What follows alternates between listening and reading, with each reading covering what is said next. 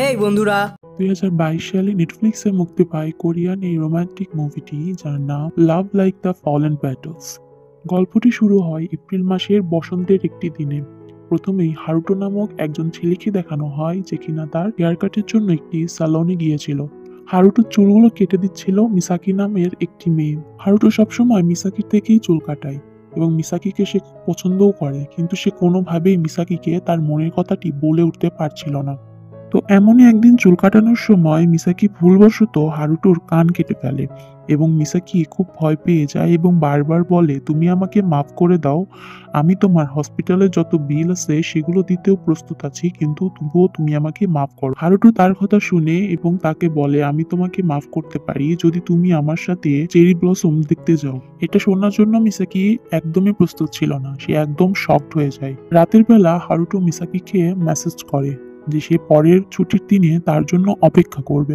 Misaki না আসলেও সে কিছু মনে করবে না। মিসাকি বলে যে সে আসবে এবং হারুটোকে ফটোগ্রাফিতে সাহায্যও করবে।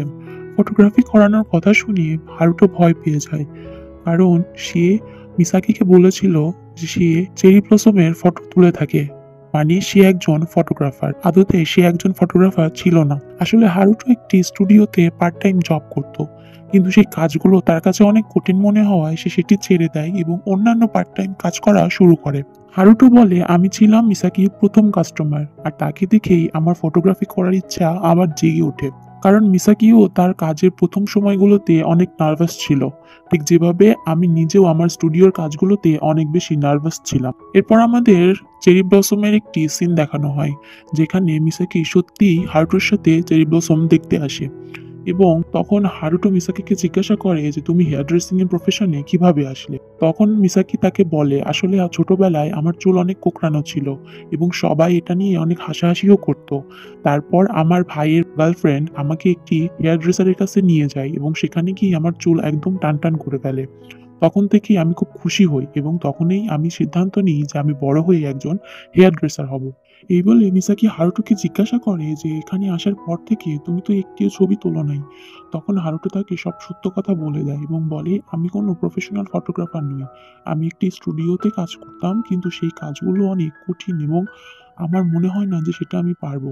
এর কথা শুনে মিসাকি অনেক রেগে যায় এবং বলে, তুমি তোমার স্বপ্ন কেন ভেঙে ফেলবে, কেন ছেড়ে দেবে? তুমি যদি সেই ব্যাপারে লেগে থাকো তাহলে অবশ্যই তুমি তাতে সফল হবে। এই কথা বলে মিসাকি চলে যেতে লাগে। হারুটো চিৎকার করে তখন মিসাকিকে বলে, প্লিজ তুমি যেও না, আমি তোমার সব কথা শুনবো, তুমি যেরকম চাও আমি ঠিক সেরকমই হয়ে যাব। এরপর অনেক মাস তাদের মধ্যে কোনো যোগাযোগ ছিল না। হঠাৎ একদিন দুপুরে হারুটো মিসাকিকে ফোন দিয়ে বলে যে তোমার কথা শুনে আমি আবার ফটোগ্রাফি শুরু করেছি এবং একটি স্টুডিওতে কাজ করছি, সেখান থেকে আমি প্রথম বেতন পেয়েছি এবং আমি তোমাকে ট্রিট দিতে চাই, এবং মিসাকিকে ডিনারের জন্য আমন্ত্রণও করে। তারপর তারা দুজনে একটি রেস্টুরেন্টে যায়। সেখানে গিয়ে তারা বেশ কথা বলার পর হারুটো মিসাকিকে একটি গিফট দেয়, যেটা ছিল একটি সিজার কেস। উপহারটি পেয়ে মিসাকি খুবই খুশি হয়। এরপর মিসাকি হারুটোকে নিয়ে তার সেলুনে চলে যায় এবং সেখানে গিয়ে চুল কাটতে কাটতে মিসাকি হারুটোকে জিজ্ঞাসা করে যে আমার মতো একজন সাধারণ মেয়েকে তুমি কেন এত পছন্দ করো। হারুটো তখন বলে, তোমার কাজ, তোমার প্যাশন আমাকে খুবই অভিভূত করে, আমি তোমাকে তাই খুব পছন্দ করি, আর যা কিছুই হয়ে যাক না কেন আমি তোমাকে পছন্দ করে যাব, তোমাকে ভালোবেসে যাব। ভালোবাসার কথাটি শুনে মিসাকি একটু অবাক হয়ে যায় এবং চুপ হয়ে যায়। মিসাকি কি বলবে ঠিক বুঝতে পারছিল না। এরপর বাড়ি ফেরার পথে মিসাকি একটি ট্রেনে ওঠে এবং সেই ট্রেনে উঠে মিসাকি হারুটোকে বলে দেয় যে সে তাকে পছন্দ করে, তাকে ভালোবাসে। এরপর থেকেই তারা তাদের ডেটিং লাইফ শুরু করে। তারা একজন অপরজনের সাথে ভালোবাসাপূর্ণ বেশ ভালো সময় কাটাতে থাকে। একদিন মিসাকি খুবই অসুস্থ হয়ে পড়ে। হারুটো তাই তাকে দেখার জন্য মিসাকির বাসায় যায়, কিন্তু মিসাকির ভাই হারুটোকে মিসাকির রুমে যেতে দেয় না। তাই মিসাকি এবং হারুটো মিসাকির রুমের বাইরে থেকেই কথা বলতে থাকে। তাকে দেখে হারুটো তাকে মাস্ক খুলতে বলে, কিন্তু মিসাকি মাস্ক খোলে না, কারণ তার মেকআপ করা ছিল না। হারুটো তাকে বলে, তুমি যেমনই দেখতে হও না কেন আমি তোমাকে সবসময় সেভাবেই ভালোবেসে যাব। এরপর হারুটো মিসাকির বাড়ির বাইরে গিয়ে মিসাকিকে ফোন দেয় এবং তাকে ফায়ারওয়ার্ক ফেস্টিভ্যালে যাওয়ার জন্য আমন্ত্রণ জানায়। মিসাকি তাকে হেসে বলে যে সে অবশ্যই তার সাথে যাবে। তো রাতের বেলা মিসাকি অনেক অসুস্থ হয়ে পড়ে। তাকে ডাক্তারের কাছে নিয়ে যেতে হয় এবং ডাক্তার তাকে বলে যে তার একটি রেয়ার ডিজিজ হয়েছে। কিন্তু সেটা কি সে ব্যাপারে সম্পূর্ণ রিপোর্ট আসার পরেই জানানো যাবে। এরপর মিসাকি হারুটোর সাথে ফায়ারওয়ার্ক ফেস্টিভ্যাল দেখতে যায়। সেখানে অনেক সময় কাটানোর পর হারুটো মিসাকিকে বলে, আমরা খুব অল্প সময়ের জন্যই হয়তো একজন আরেকজনের সাথে রয়েছি, মাত্র 3 মাসেই আমি তোমাকে অনেক বেশি ভালোবেসে ফেলেছি। আমি তোমাকে বিয়ে করতে চাই। তুমি আমার প্রথম এবং তুমি আমার শেষ। একথা শুনে মিসাকির চোখে জল চলে আসে এবং সে ভাবতে থাকে তার অসুখের কথা, যেটা কিনা সে হারুটোকে এখন পর্যন্ত বলতে পারেনি। এরপর কিছুদিন পর মিসাকির রিপোর্ট চলে আসে এবং ডক্টর তাকে বলে যে তার বয়স 12 গুণ দ্রুত বৃদ্ধি পাচ্ছে এবং সে 2-1 বছরের মধ্যে বুড়ো হয়ে যাবে এবং খুব শিগগিরই সে মারা যাবে। আর এই রোগের কোনো সঠিক চিকিৎসাও ডাক্তারদের জানা নেই। এটা শুনে মিসাকির খুবই মন খারাপ হয়ে যায়। সে বারবার হারুটোর কথা মনে করতে লাগে। তার হারুটোর কথা খুব মনে পড়ে। তাই সে হারুটোকে না জানিয়েই ওর বাসায় চলে যায়। হারুটো মিসাকিকে তার বাসায় দেখে অবাক হয়ে যায়। তারপর হারুটো মিসাকির জন্য চা নিয়ে আসে। মিসাকি সেখানে হারুটোর ক্যামেরা দেখে সেখানে ক্যামেরা দিয়ে ছবি তুলতে চায়। তাই হারুটো তাকে নিয়ে একটি পার্কে যায়। সেখানে গিয়ে মিসাকি বেশ কয়েকটি ছবি তোলে। তারপর যখন একটি মাত্র রিল বাকি ছিল, তখন হারুটো বলে, চলো আমরা দুজন একটি ছবি তুলি। মিসাকি তার আগেই হারুটোর একটি ছবি তুলে নেয়। হারুটো তখন আক্ষেপ করে বলে যে এখন পর্যন্ত আমি তোমার একটি ছবিও তুলতে পারিনি। তখন মিসাকি তাদের বিয়ের ব্যাপারে কিছু একটা বলতে যাবে, তখন হারুটো বলে, আমার আসলে এত দ্রুত তোমাকে সেদিন প্রপোজ করা উচিত হয়নি। আমার আরো কিছু সময় নেওয়া উচিত। আমাদের আরেকটু স্ট্যাবলিশড হওয়া উচিত। তারপর বিয়ের কথা চিন্তা করা উচিত। হারুটোর এই কথা শুনে মিসাকির মন খারাপ হয়ে যায়। এরপর মিসাকি সেদিন রাতে হারুটোর সাথে তার বাসায় থাকতে চায়। হারুটো বলে, তোমার ভাই জানতে পারলে আমাকে মেরেই ফেলবে। কিন্তু মিসাকি খুব জোর করে এবং হারুটোর বাসায় থাকে। তারা বেশ ভালো সময় কাটাচ্ছিল, কিন্তু হঠাৎই মাঝরাতে মিসাকি সেখান থেকে চলে যায়। এরপর অনেকদিন তাদের মধ্যে আর কোনো যোগাযোগ থাকে না। না পেরে হারুটো মিসাকির বাসায় যায়, কিন্তু সেখানে তার ভাই তার সাথে দেখা করতে দেয় না। সে বারবার বলে যে মিসাকি তোমার সাথে দেখা করতে চায় না। হারুটো মিসাকির রুমের সামনে গিয়ে বারবার মিসাকির নাম ধরে ডাকতে লাগে, কিন্তু মিসাকি তার রুম থেকে বের হয় না, তার ডাকে সাড়াও দেয় না। না পেরে পরদিন হারুটো আবার মিসাকির বাসায় যায়, তখন আবার ডাকে, কিন্তু তবুও মিসাকি তার ডাকে সাড়া দেয় না এবং হারুটো মিসাকির ভাইয়ের কাছে মিসাকির জন্য একটি চিঠি দিয়ে আসে, সেটা যেন মিসাকিকে দেওয়া হয়। সেই চিঠিটির খামে মূলত মিসাকির তোলা সেদিনকার ছবিগুলো ছিল, আর সাথে লেখা ছিল, প্লিজ তুমি আমাকে কল করো। মিসাকি তারপর হারুটোকে ফোন দেয় এবং তাকে বলে যে তোমাকে অনেক ধন্যবাদ আমার তোলা ছবিগুলো পাঠানোর জন্য, এবং আমি আমার এক্স বয়ফ্রেন্ডের সাথে রয়েছি এবং ওর সাথেই থাকতে চাই, তুমি আমাকে ভুলে যেও। হারুটো তার কথা শুনে খুবই কষ্ট পায় এবং কাঁদতে থাকে।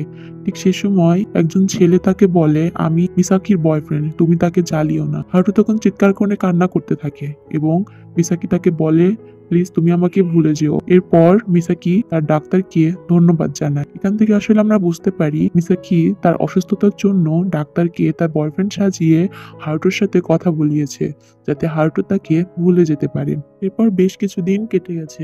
হারুটো মিসাকির নাম্বার তার ফোন থেকে ডিলিট করে দেয় এবং তার কাজে মন দেয়। মিসাকির অবস্থা অনেক অবনতি হয়েছে, সে এখন একজন বুড়িতে পরিণত হয়ে গিয়েছে। তার ভাই তাকে বিভিন্ন জায়গায় নিয়ে চিকিৎসা করাচ্ছে। তাদের যেই গোছানো টাকা ছিল সেগুলো ফুটতে বসেছে। ডাক্তার তাকে বলছে মিসাকির যে অবস্থা, মিসাকির হাতে বেশি সময় নেই, সে হয়তো পরবর্তী বসন্ত দেখতে পাবে না। তাই তাকে হাসপাতাল থেকে রিলিজ করে দিয়েছে এবং মিসাকির ভাইয়ের গার্লফ্রেন্ড মিসাকিকে বাড়িতে নিয়ে যেতে লাগে। মিসাকি তাকে বলে যে তাকে একটি জায়গায় নিয়ে যেতে। ছিল হারুটোর স্টুডিও। মিসাকি অনেকদিন পর হারুটোকে দেখবে বলে সেখানে যায়।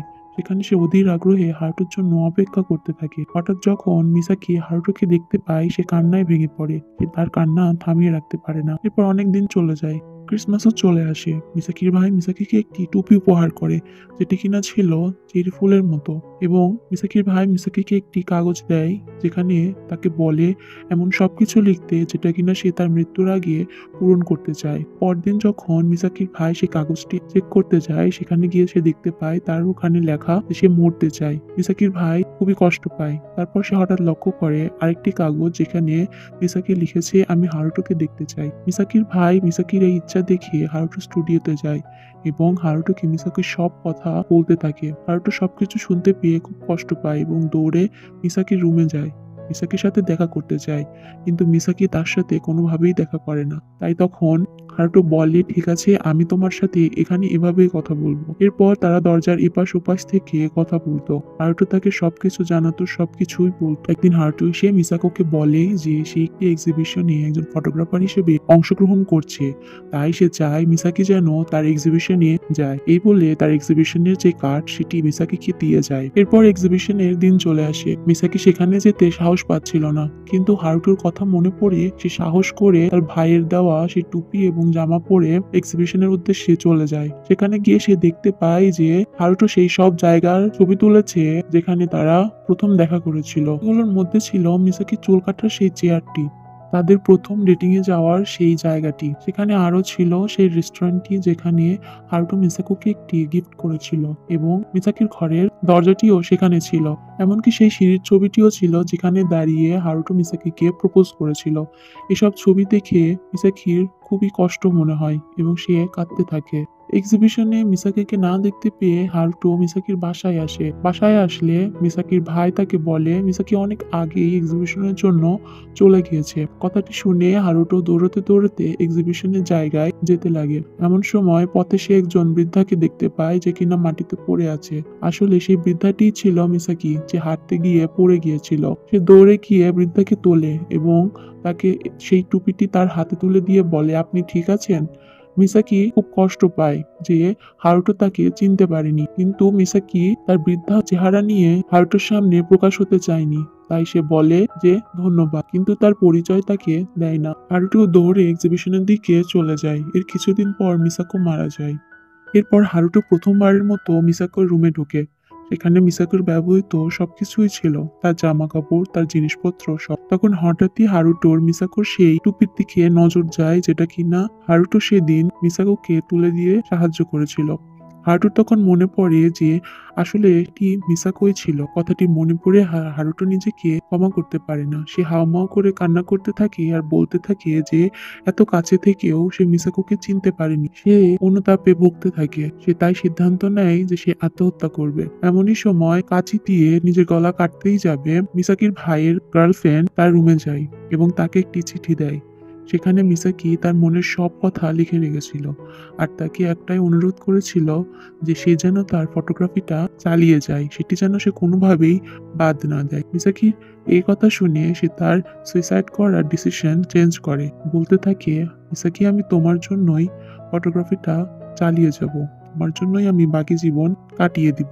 আর সে তখন থেকেই বিভিন্ন বসন্তের চেরি ব্লসমের ছবি তুলে তার সময় কাটায় মিসাকোকে স্মরণ করে। আর এরই মাধ্যমে শেষ হয়ে যায় মিসাকি এবং হারুটোর অসমাপ্ত ভালোবাসার গল্প।